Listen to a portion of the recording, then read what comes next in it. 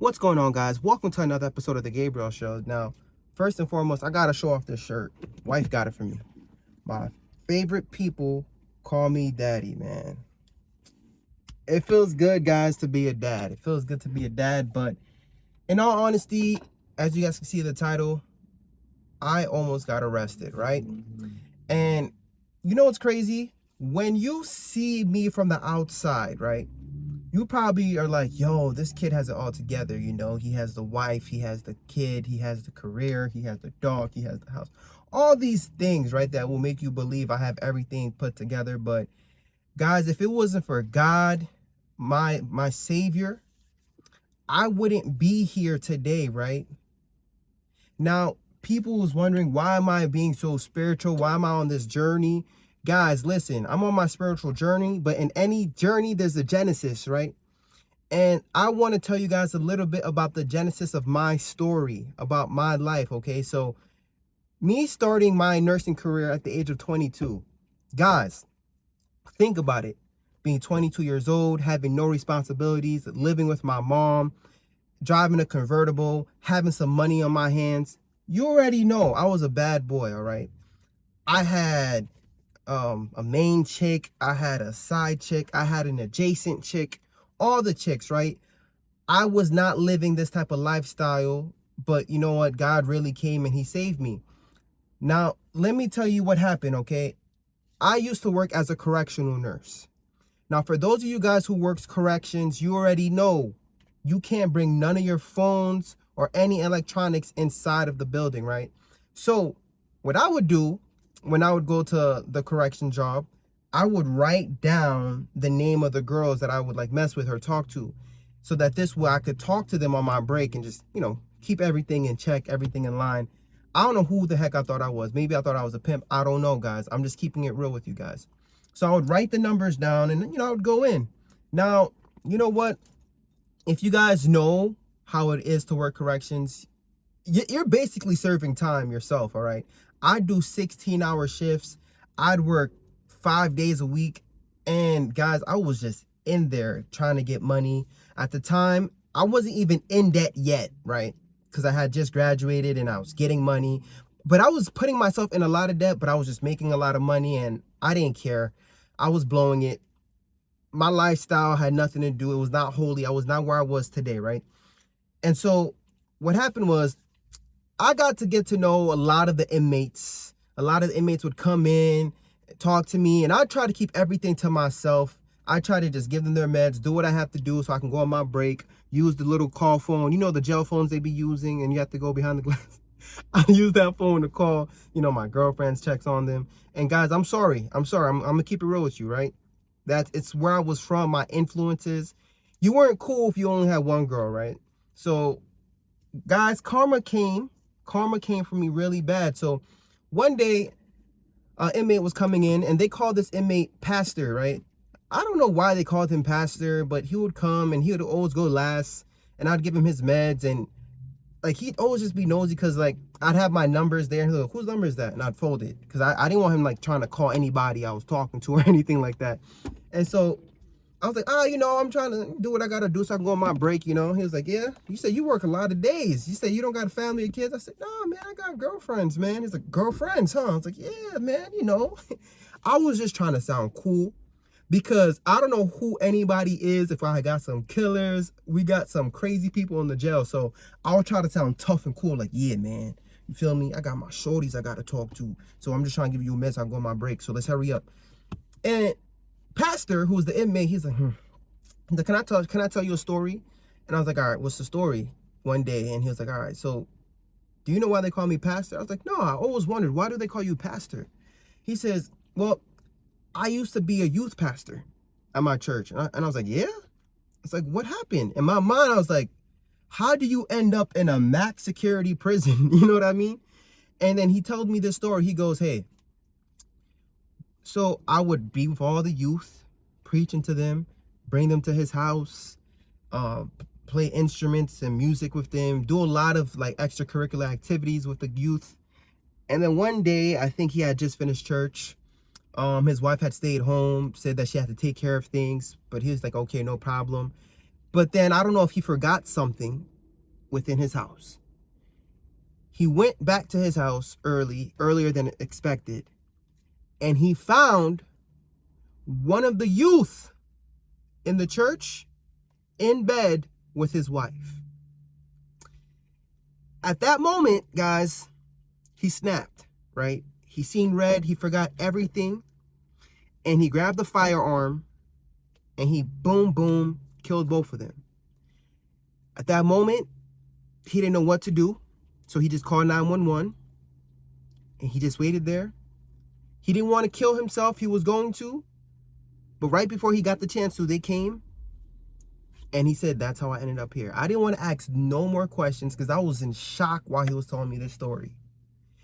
He said he used to be an engineer. He used to be a pastor. He lived a good life, but in one instinct, in one moment, boom, everything just changed. And so I sat there. I said, yo, thanks for telling me that story. And I gave him his meds, and then he left. Guys, I'm not going to hold you.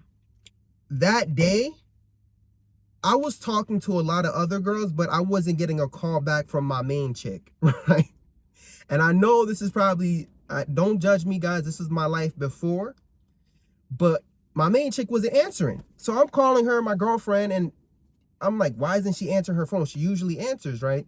So I'm dialing, and I'm getting locked in, and she's not answering. Now, I was scheduled to do a double that day, 16 hours. So that entire day, after he told me that story, I was like, okay, she usually answers the phone by now. Why isn't she answering? She didn't answer. I didn't say nothing. I tried not to think about it, but I started getting a little bit like mad at the time, right? Because I hate to say it, at the time I thought I had everything in check, right? My lifestyle, I had my girls in check. I was getting money, you know, I was doing this and that. And I was like, yo, what's going on? Nah, this is violation. So when I was done with work, I had plans to meet up with a sneaky link. Not my girlfriend, a sneaky link. But then I was like, you know what? Forget that. I'm about to pull up on my girl. So what happened was I was on the way. I drove directly. I was driving. It was midnight at this point, guys. I finished work around like 10, 11, but the drive and everything, I got home. I said, nah, man, let me just go right to her crib. While I was driving, I didn't even get to her house yet. I seen a car pulled over to the side, and that car looked so familiar with the emergency lights flashing. And then I seen another car, and there was a guy standing in front of the engine. And so I was like, hold up. I know that car. I don't know who that car is. That car looked like my girlfriend's car. So I pulled over, and I was like, hold up. What's going on? And I'm just trying to see. Little do I know, I see I see my ex, whoever my girlfriend was at the time. Guys, this story is like over like 7 years ago, right? She got out the car over 6 years ago. She got out the car, and then she was going to go help that guy. And I was like, what?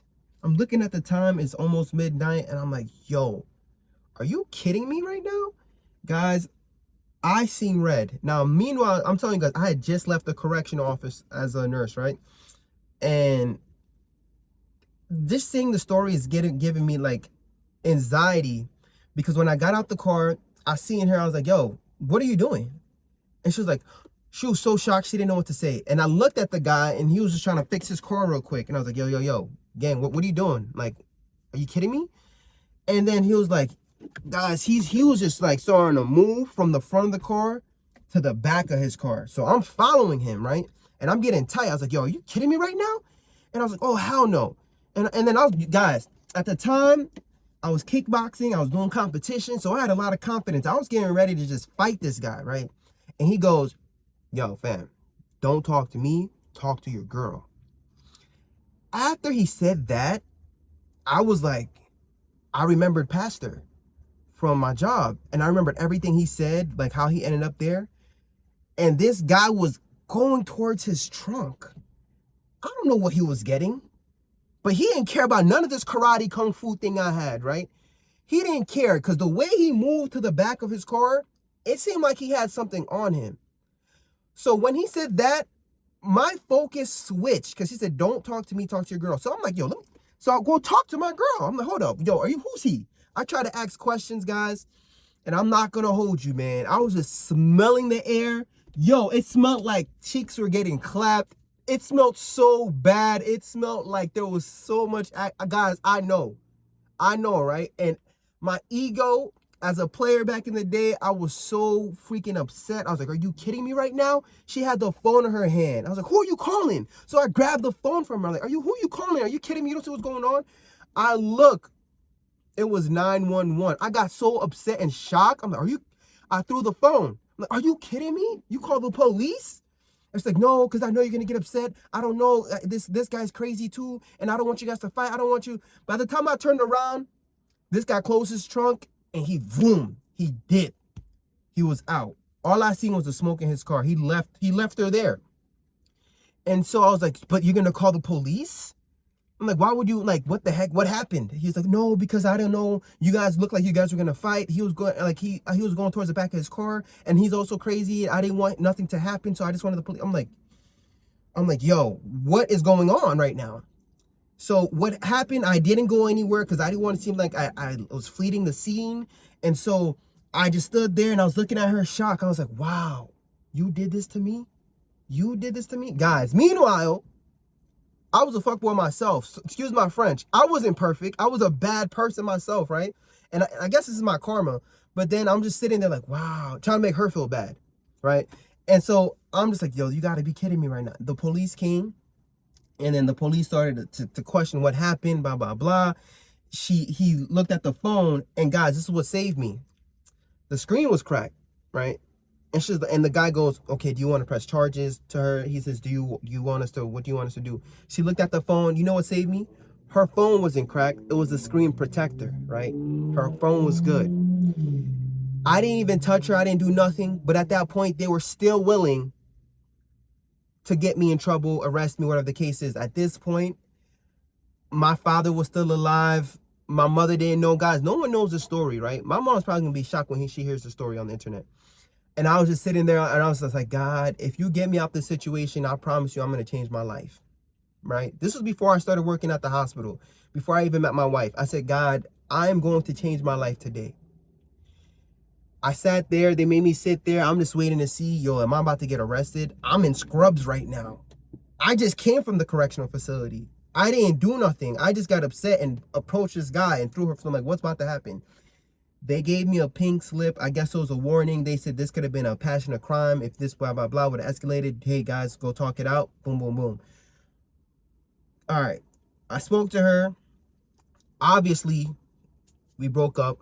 We didn't end up being together. And I went to work that next day, guys, at the prison. It was just crazy. I stopped working at the prison as well. The reason why I stopped working at the prison is because the inmate came in. He ate his eye. This is another story. I could probably tell you guys, but he ate his eye because he wanted to leave so bad and go to the hospital. He was a psych patient, psych inmate, whatever the case is. We had to put him in the hole. And I had to hold pressure in his eye. And then, you know what? I seen Pastor there that day, and I didn't even get to say nothing to him. But I looked at him. After we sent that other inmate out who was holding his eye, because I said, hey, I have to go. Pastor was trying to come in, but I was holding this guy's eye, right? And I was like, hey, thank you.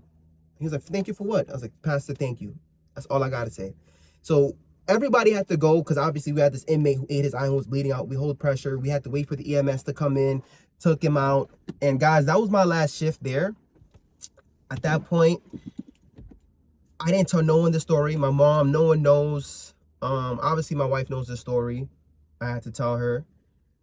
But at that point, I made a promise to myself. I said, God, the lifestyle I'm living, I could have lost everything today.